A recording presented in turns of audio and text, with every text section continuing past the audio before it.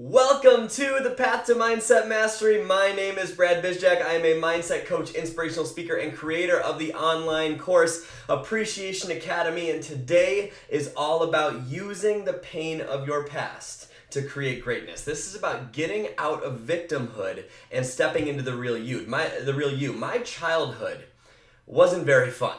It was full of emotional challenges with people very close to me in my life. It involved and still involves walking on eggshells around certain people. It involved money as a symbol of pain. It involved a poor example of relationships and how relationships lead to pain. It involved almost $50,000 being taken from me. It involved narcissistic family members. It involved love being used as a weapon against me. It led to me craving validation and acceptance and never feeling like I was enough. Can you relate to that in some way? And I won't go into the details of that on this podcast, but it wasn't fun and it hurt. And for the longest time, I hated my past. I hated it with a burning passion. I was angry. And I remember making myself a promise growing up that I would never be like that. I wouldn't waste my life away. I would never treat someone that way.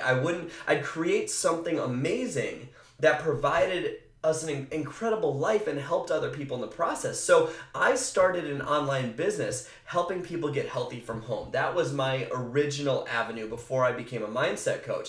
And there was just one problem with it. Everything that I tried didn't work. I felt so stuck and I didn't understand why. I remember I would be on a mindset call or a team training and I'd need one of those to get motivated, and I'd be hyped up for a couple days and I'd message my sponsor and be like, I sent 200 invites out to potential clients today, basically begging them to validate me and tell me that I did a great job. And all of those people that I reached out to either didn't respond or told me a flat out no. And then when I looked at my to-do list of all the things that I needed to do to create an amazing business and to be a successful business owner, it overwhelmed me and I shut down. It was like I was fighting a ghost. It was impossible. It'd be this endless perfection and guilt loop where if I didn't get my entire list done, it felt like a kick in the nuts. And even if I did get it all done, I wouldn't have success and wouldn't feel worthy of success. It was back and forth and back and forth, and it ended up leading to these bouts of depression where I'd find myself on the couch like 4 days a week wanting my life to change so badly but not being able to get myself to do it. And I couldn't find the drive. And it was like my laptop, how many of you can relate to this? Like my laptop was literally staring at me going, dude, change your freaking life already. But I just didn't care. But I cared so much at the same time. And even worse, I started getting pissed off at myself that I was depressed. Can you relate to that? Like that feeling of being really pissed off at yourself for being less than you could be. That feeling of being pissed off at yourself that you're stuck and you don't know why. I was pissed off at myself for being so stuck and pretending things were great when they weren't. I was pissed off at myself for always overdrafting my bank account. And now, like fast forward to 6 years later, my life is truly incredible. And I'm at a place of peace with my past. I've forgiven those people for the pain of my past. And I'm living a life of genuine abundance and genuine happiness. And I don't say that to impress you. I say that to impress upon you that if I can do it, you can do it too. But there's a gap in the middle, right? There's a gap in the middle from blaming and having so much challenge with how you view your past in your life and the struggles that you have and the failures that you face, and that life of abundance and awesomeness. Now, how do you bridge that gap? That is what we're going to talk about today, and it's very, very simple. I learned this from my main man, Tony Robbins.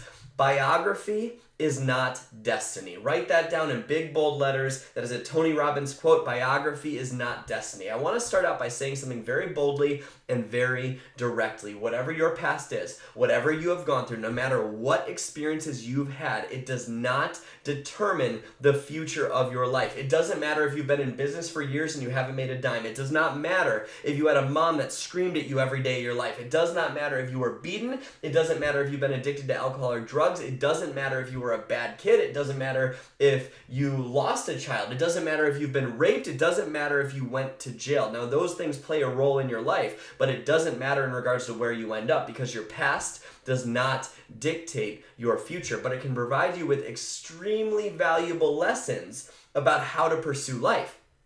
Every person and every situation you face in your life is either an example or a warning.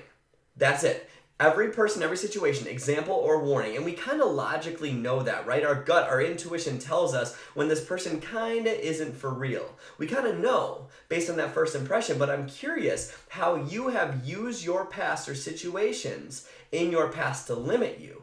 How have you been less ambitious, or have you set less ambitious goals because you haven't been able to achieve your goals in the past? Have you been less ambitious in your life and less courageous in your life because of something that happened years ago that you haven't forgiven yet? Have you used your financial situation as a reason why you have to stay so stuck and can't break through and live a life of abundance? Instead of acting like successful people act, you act like you currently live. Does that make sense? So how do you break through this? You change what the past means to you. Your entire life is made up of two things. It is made up of events and the meaning you give to each event. So an example of this that makes a lot of sense here.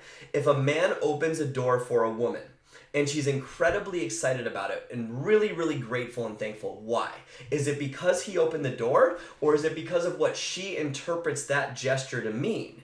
Obviously the latter, because that same dude can open up a door for a different woman and she's all pissed off thinking, I can get it myself, you pig, I don't need you, right? Did the event change? No.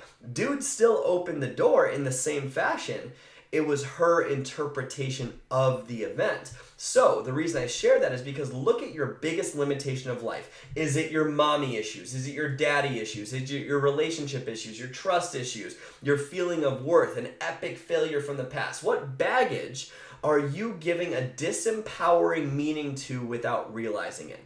What baggage are you death gripping and holding on to and not realizing that it controls all parts of your life without you knowing it?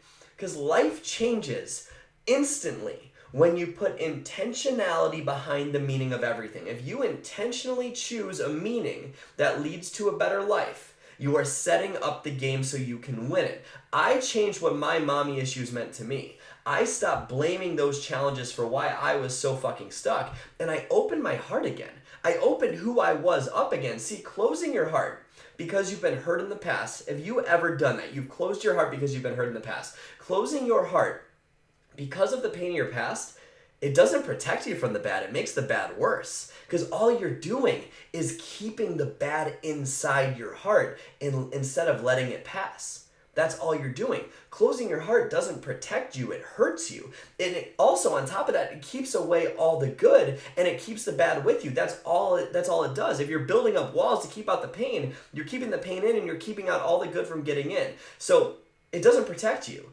And life will, this might be something to write down, life will keep breaking your heart until you finally decide to open it again. It's so important that you understand that. Life will continue to break your heart until you finally decide to open it again. So what do you blame? Who do you blame? What event do you blame for why your life is the way it is? What culmination of events do you blame for why your life is the way it is? Is it your entire childhood? What is it for you? Go with your gut and don't overthink it because you already know, because it's weighing on your heart right now. It's that thing you roll your eyes about when someone talks about their pain in their past. You go, oh, you have no idea. It's that thing. It's that thing that you've held inside as an excuse. It's that thing that you always just kind of dwell on and you almost block out from focusing on.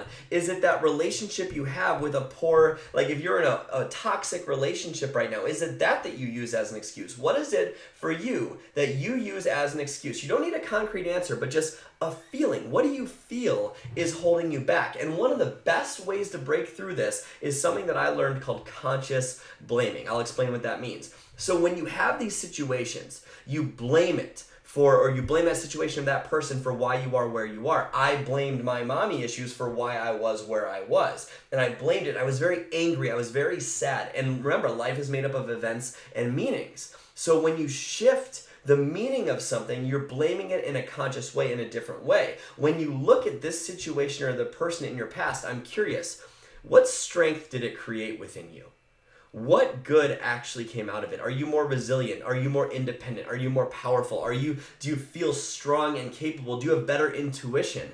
Because there is always something amazing. There is always a blessing in your life that came out of that situation. Every negative event in your life has the seed of equal or greater meaning. Does that make sense? I just had this Beautiful experience with a client the other day who had been raped by multiple family members. Self-confidence was totally destroyed. And you want to know what this woman said? She said, "It made me extremely strong in a way that makes me feel like I can survive anything. It gives me a deep love and compassion for other people, especially women who have been through the same thing. It gives me powerful intuition and awareness of the intentions of other people I surround myself with." Can you imagine how different her life is going to be because she changed the meaning of that horrible event? Instead of it being something painful that she blames for why she can't be in a great relationship, or she blames for why she's so stuck in her life, she uses that event to create greatness, because you don't control what happened. You don't control if she yelled at you, if he raped you. You don't control any of that. It is in the past. You cannot go back and change it. And the longer you stay frustrated and feel stuck dwelling on this, you'll never go anywhere, because you can't change. It's impossible to change it. But you do control what that event means to you. So, for example, for context, look at my life and the story that I used earlier. If 50 grand wasn't stolen from me when I was 18 years old, I wouldn't have been so freaking hungry for financial freedom. If my parents didn't scream in almost every memory I have of my childhood and eventually get divorced, I wouldn't be nearly as loving of a husband as I am to my wife.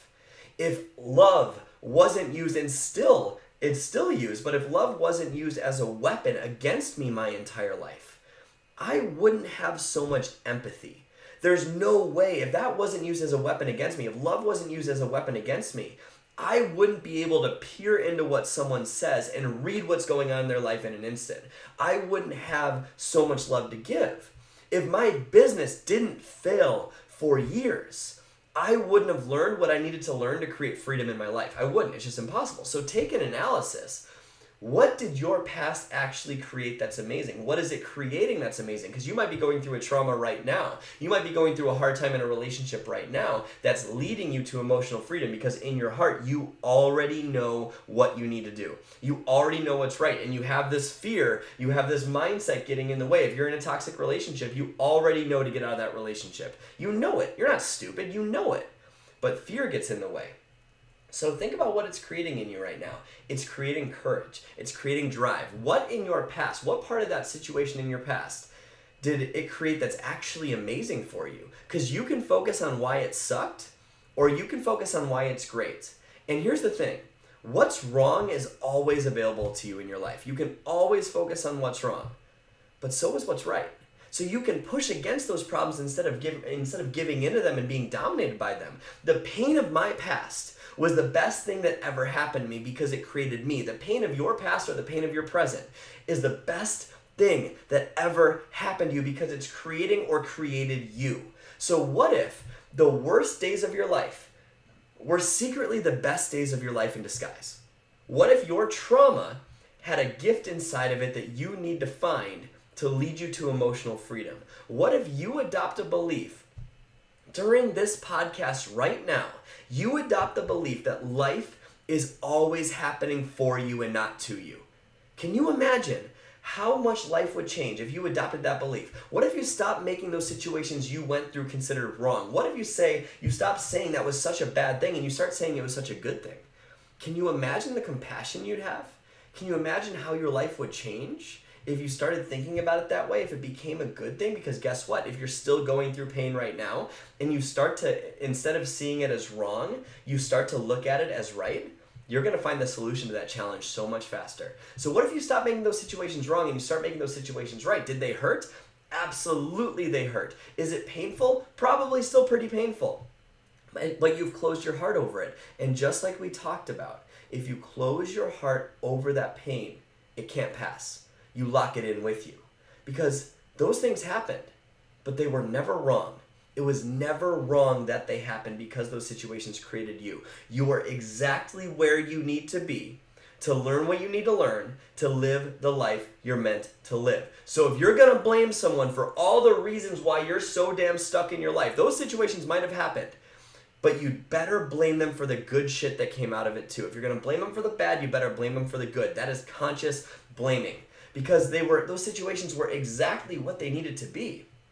those situations played the exact role that they were meant to play. That person, like, you want that person, him or her, to change. You wish they were different. But if they were different, you wouldn't be you. So that person played the role they needed to play to create you. My life changed when I decided that the pain of my past was the best thing that ever happened to me. Instead of resenting it, instead of getting angry about it, instead of trying to correct it all the time. That's when my life changed. I wouldn't be the man that I am proud to be today without that pain. So what if, just what if, that person that you blame played the role they needed to play? And what if what they did was never wrong in your Creator's eyes? It's your Creator trying to get you to learn something. The same is true in your life, right? That situation molded you. That failure sculpted you. The same thing is true in your business. It shaped you into who you are today. And who you are today has the ability to use that pain to impact the world. Can you imagine, for example, if you failed in business and you use that as a traumatic time that you're holding on to so much? Can you imagine how much differently you'd share with your audience with that type of empathy and awareness? Can you imagine how you'd raise your kids differently to take ownership of their lives? Can you imagine how much trust they'd have with you if people in your audience felt with you, if they knew that you went through something similar? You become the leader because you form a community around hope.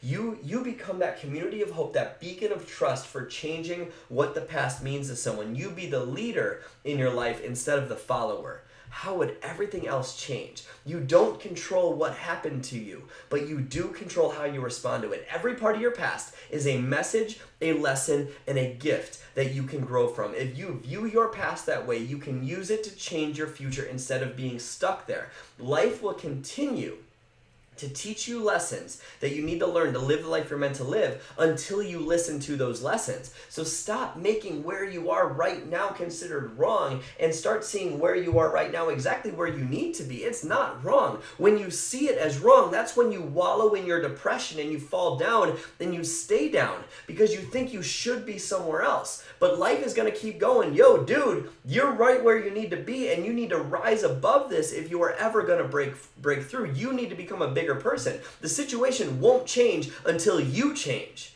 This is exactly where you need to be. So write this down. Seeing your current good is the fastest way to increase more good.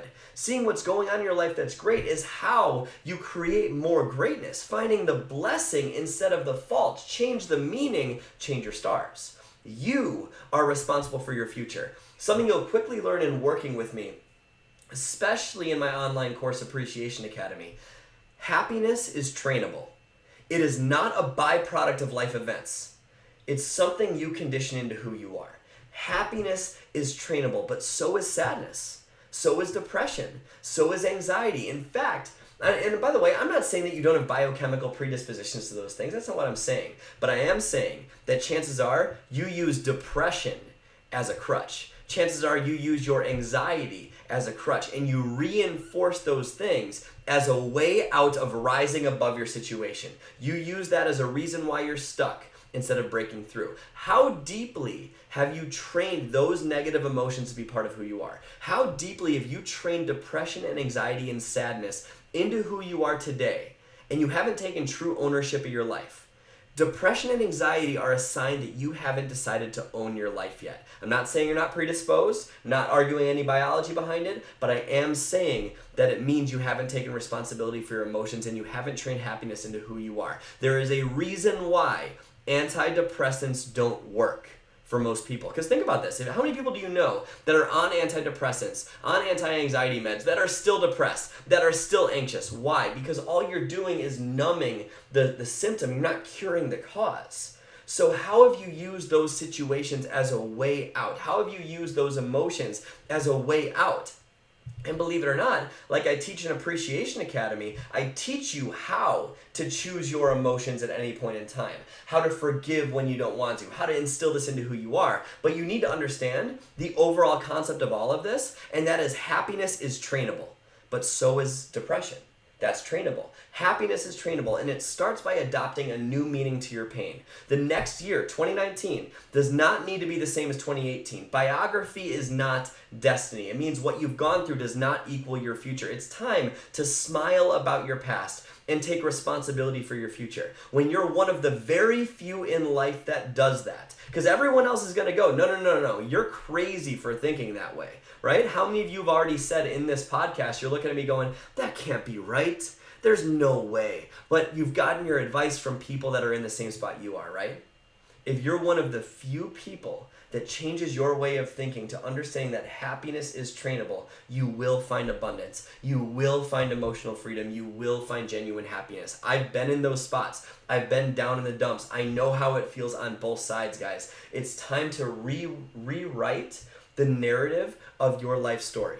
It doesn't matter how much life is raining on your parade. It does not matter. What I want you to do is, and I want to close this with a way that you can change this perspective in your life. This is something I learned from the meditation app Headspace, but it really helps you picture this. So think about this. When it's stormy outside, it seems really gloomy. This is an example of life going wrong, life like raining on your parade. It's same with your emotions, right? Sometimes we feel like these storm clouds are all around us, and it's all we focus on, and we obsess over the storm. You see the storm cloud above you, you obsess over why you're so stuck. You go, I can't break through. It's not sunny anymore. You hit the oh shit button, and you're sitting there going, why won't these storm clouds go away? Why is it raining on me? Why me? Why me? Why me? And it's all you focus on. Wouldn't you agree that when the storm of life comes, you obsess over it and you forget what it's like to have the sunny sky? You forget what it's like to have that happiness in your life, even though you experienced it at some point last week. You obsess over that storm and you forget the sun. But think about any time you've been in an airplane, and even though it's raining outside, that plane can still take off. It's raining outside, that plane takes off and it goes through the clouds. And what happens after that plane gets above the storm clouds? What happens when you elevate your life above the clouds? There is always sun. It is always sunny the higher you go, always. So what if you decide to realize that you can take off even though it's raining?